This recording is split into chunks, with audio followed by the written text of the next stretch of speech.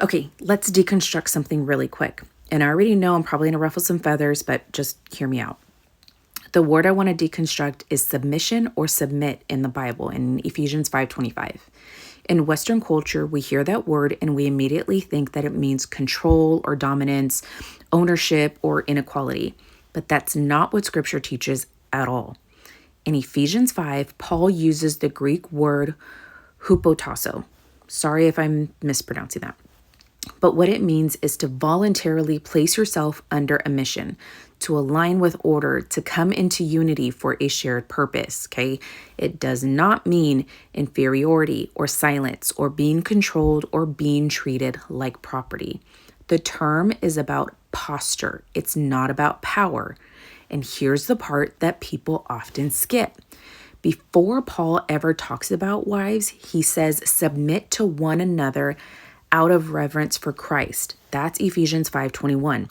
It's about mutual honor, mutual humility, and mutual surrender to God.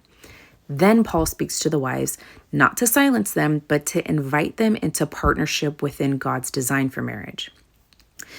Then he speaks to the husbands with an even heavier language. He says, husbands, love your wives as Christ loved the church. Again, Ephesians 5:25.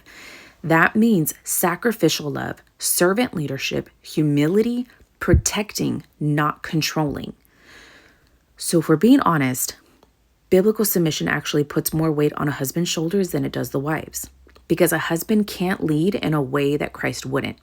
He can't demand what he doesn't model himself. And he can't ask for submission while refusing to submit to God. And if a husband rejects the idea of submission, it may be because he's never been taught the weight of this calling. Husbands, this isn't about blaming you. It's about reminding you that biblical leadership looks like Christ. It doesn't look like the culture.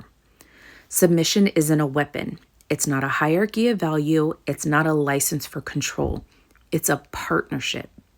A wife aligning with her husband and a husband aligning with God.